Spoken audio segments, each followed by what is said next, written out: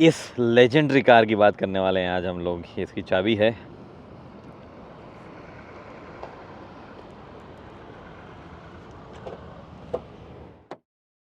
नमस्कार, मेरा नाम गगन है और आज वीडियो में हम बात कर रहे हैं निसान पेट्रोल सुपर सफारी के बारे में। निसान पेट्रोल सुपर सफारी जो है वो ऐसा नहीं है कि सुपर सफारी नाम आ गया तो निसान पेट्रोल का कोई फास्ट वर्जन है। इनफैक्ट ये तो स्लो वर्जन है। ये लेजेंडरी वर्जन है, पुराना वर्जन है। आज 7th जनरेशन पेट्रोल आ गई जो मैं बात कर रहा हूँ 2 दिन पहले जस्ट, लेकिन ये 5th जनरेशन पेट्रोल है। 1997 में आई थी आई थिंक। तो हो गया 25 साल। तो 25 साल पुरानी गाड़ी का मैं क्या कर रहा हूँ? 25 साल पुरानी गाड़ी का मैं ये कर रहा हूँ कि ये गाड़ी पर्टिकुलर गाड़ी जो है वो 1.5-2 साल ही पुरानी है, 25 साल पुरानी नहीं है। बट ये इंजन, ये डिज़ाइन, ये चैसी, ये पूरा गाड़ी का इंटीरियर, ये 25 साल पहले इमेजिन किया गया था। तो आज क्यों बिक रही है फिर ये गाड़ी? देखो, अभी भी आई एम वेरी थैंकफुल कई मार्केट्स का, मैं क्यों बताऊंगा आपका। बट अभी भी कई ऐसे मार्केट्स हैं जहाँ पे ये गाड़ियाँ जो है कुछ रीज़न की वजह से बिकती आई हैं। There are multiple reason. वैसे तो लैंड क्रूजर्स की बात कर लो आप, निसान पेट्रोल की बात कर लो आप, इसूजू ट्रूपर करके आता है एक, उसकी बात कर लो आप। ये गाड़ियों ने एक तरीके से मूवमेंट ही शुरू कर दिया था अलग ही, जहाँ पे ये 4x4 यूटिलिटेरियन एसयूवीज जो है भयंकर काम आने लगी थी। कुछ मार्केट्स में इनको स्टेशन वैगन भी कह दिया जाता था। कुछ मोस्टली मार्केट्स में 4x4 या 4WD यूटिलिटी व्हीकल्स जो है इनको कहा जाता था। 1951 में जापान में ये चीज़ें शुरू हुई थी। उन्होंने बोला कि भैया ये रैंगलर टाइप कुछ चीज़ अपन भी बनाते हैं, और वहाँ लैंड क्रूजर बनी, वहाँ निसान पेट्रोल्स बनी। निसान पेट्रोल ने इनिशियल कैचअप नहीं किया, बट धीरे धीरे बाद में निसान बेचते रहे उसको मल्टीपल मार्केट्स में। कई मार्केट्स में डैटसन के बैजिंग में बिकी। इंडिया में जोंगा आई, बहुत लेट आई थी, बट जोंगा जब आई थी तो जोंगा वो निसान पेट्रोल ही थी।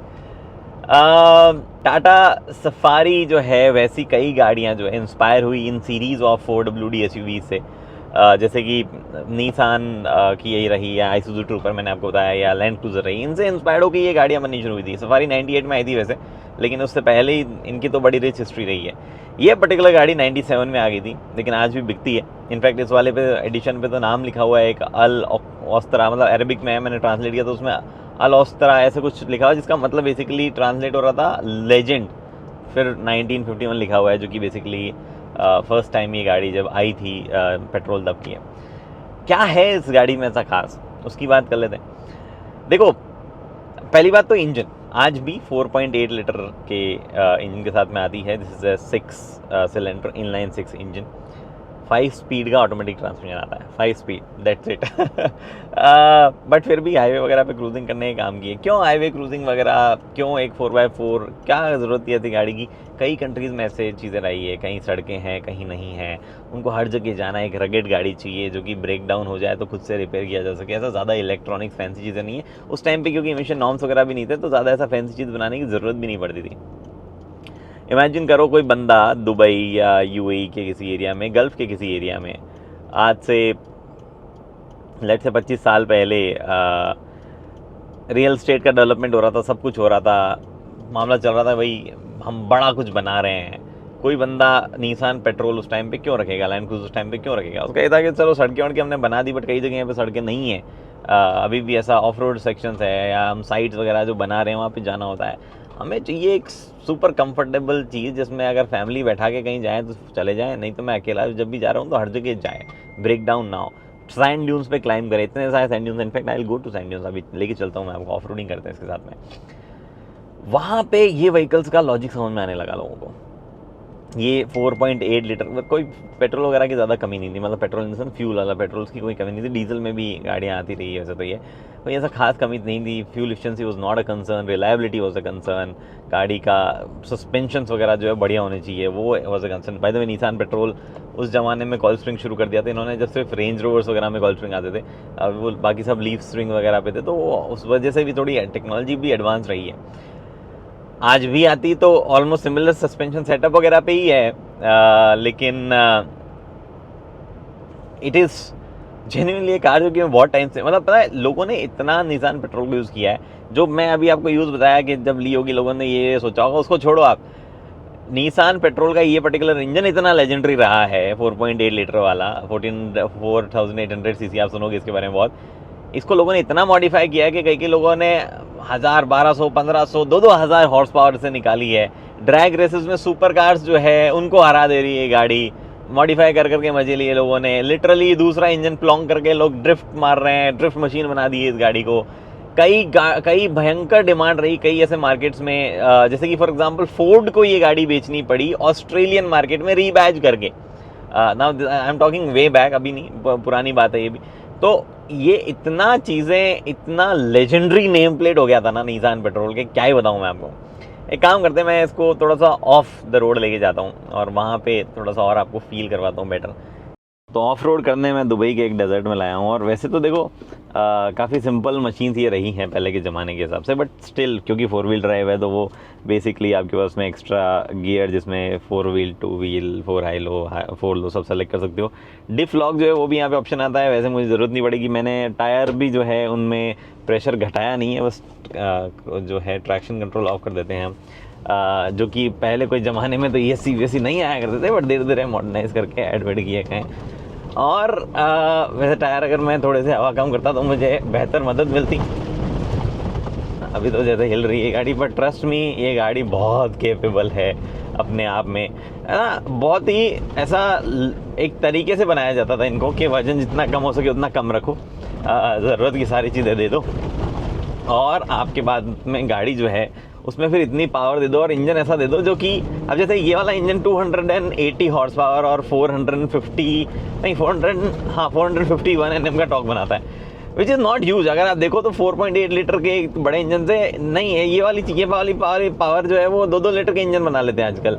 लेकिन पावर निकल कैसे रही है वो उस बड़ी एक चीज़ है, उस पर एक बहुत जो है चीज़ें डिपेंड करती है कि कैसे कहाँ पावर निकल रही है, कैसे वो इंजन रिएक्ट कर रहा है। अब 5 स्पीड के ट्रांसमिशन के साथ में ये हाईवे पे क्रूज़ करती है गाड़ी, तो आपको मान के चलो लगभग 2000 RPM पे चली जाती है 100 की स्पीड पे, which is where people will cruise. लेकिन एट द सेम टाइम यही इंजन जो है जो कि 5 स्पीड का ही है, आप ऐसे लॉक कर सकते हो, ऐसे ही मैंने 4th में आ रखा है, अभी आप लॉक करके गियर डाउन भी कर सकते हो, करने की ज़रूरत नहीं है। बट वही इंजन आपको जो है ऐसा भयंकर और इतना फास्ट रेव करके आपको ऐसे फंसी हुई जगहों से निकाल सकता है, या प्रॉपर ऐसा ड्यून बैशिंग टाइप चीज़ें जो है वो करवा सकता है, जो कि देखो मैं अभी कर रहा हूँ यहाँ पे।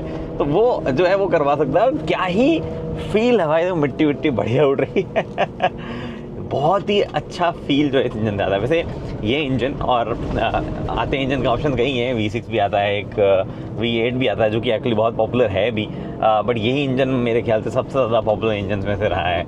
इसी को लोगों ने सबसे ज़्यादा डिस्ट्रॉय किया है, सबसे ज़्यादा मज़े जो है वो इस इंजन के साथ में लोगों ने किए हैं। थोड़ा और बड़े ड्यून्स वगैरह पे चलता हूँ जहाँ पे थोड़ी फीलिंग ज़्यादा बेहतर आए। फ्यूल एफिशिएंसी वगैरह नहीं काउंट करते हैं ऐसी गाड़ियों की, ज़्यादा नहीं दिमाग लगाते हैं उनके बारे में, लेकिन फिर भी अगर आप जाना चाहो तो 8 kmpl के आसपास फ्यूल एफिशिएंसी देती है जब गाड़ी प्यार से आप चलाओ तो।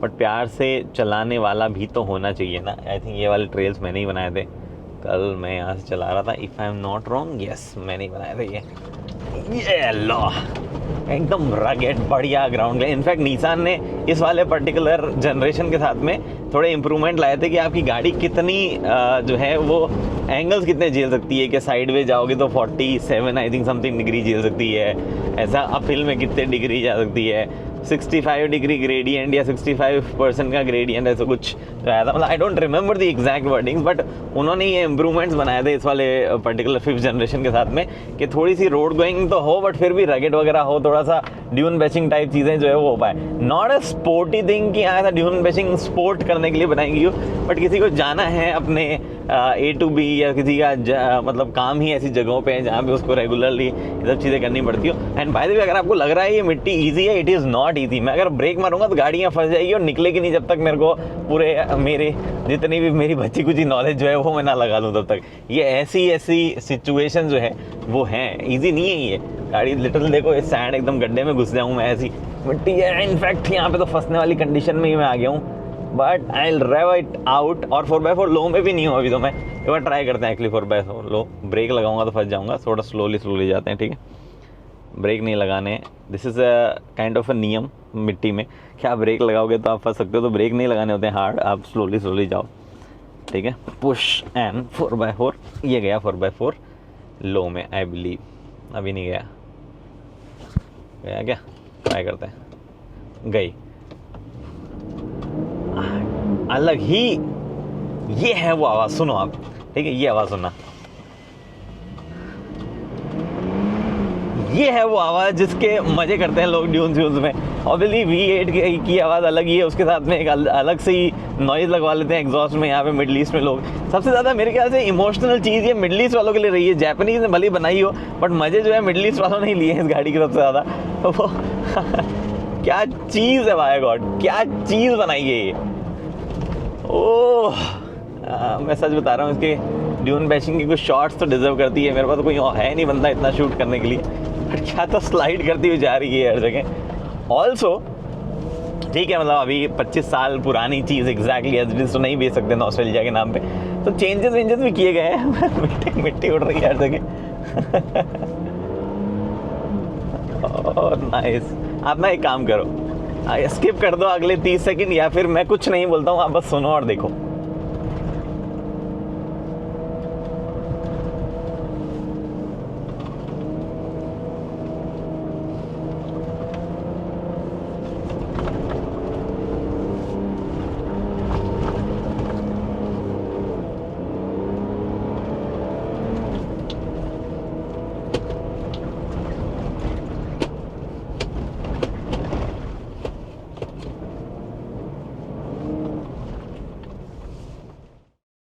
तो क्योंकि नॉस्टैल्जिया पे ये नहीं खेला जा सकता था, तो कुछ कुछ ज़रूरी फीचर जो है वो भी ऐड किया गया है। जैसे देखिए वायरलेस चार्जर जो है वो यहाँ पे ऐड कर दिया गया है।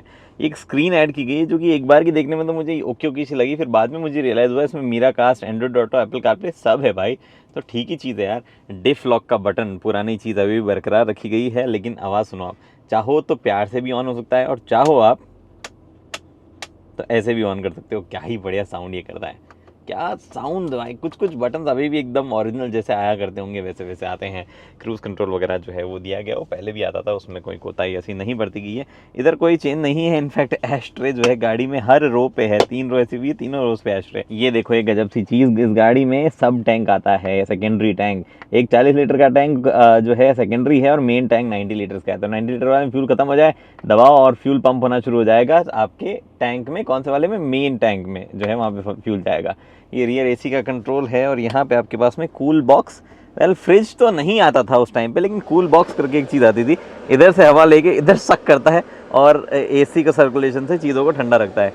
काफ़ी गजब भाई। सुपर सफारी यहाँ पे लिखा आता है। बहुत ही सही फीलिंग है यार इस गाड़ी की, क्या बताऊँ मैं। ये बटन देखो आप, क्या क्लिक, मतलब पुराने ज़माने की एकदम पूरी फीलिंग जो है वहीं की देते हैं।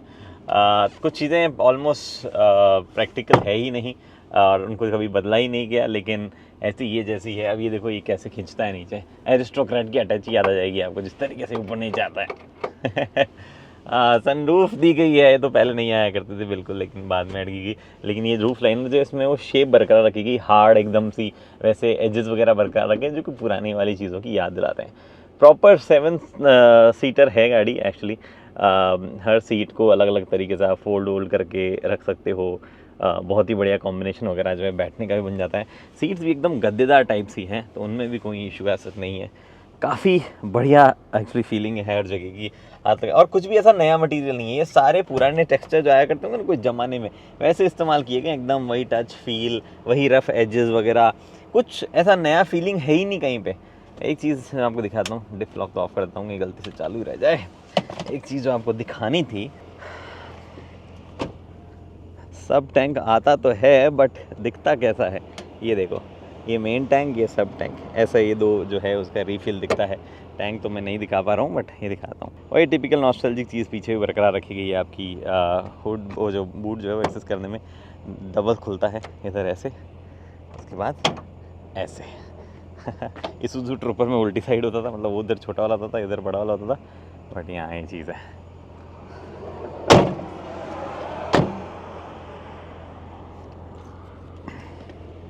ये है निसान पेट्रोल, और ये है एक वीडियो जो कि मुझे बनाना था। मुझे लगा कि सुपर सफारी कभी चलानी चाहिए, उसकी बात करनी चाहिए। अगर आप हैं किस्मत के धनी, उन मार्केट्स में रहते हैं जहाँ पे ये गाड़ी आज भी बिक रही है, मोस्टली गल्फ में हर जगह बिक रही है, अफ्रीका में काफ़ी जगहों पे बिक रही है, तो ख़रीद सकते हैं यार। फीलिंग है इसमें, और इतनी तो कोई महंगी वहंगी नहीं आती यहाँ पे। आई थिंक ये 33 लाख समथिंग की आती है, which is not a bad price actually. और तो क्या बताऊँ मैं, बस यही है फिलहाल इस वीडियो में इतना ही। उम्मीद करता हूँ वीडियो पसंद आई। पसंद है तो लाइक शेयर सब्सक्राइब आप कर लीजिए। अगली वीडियो तक दोस्तों हेलमेट पहनिए, सीट बेल्ट पहनिए, सुरक्षित चलिए। धन्यवाद।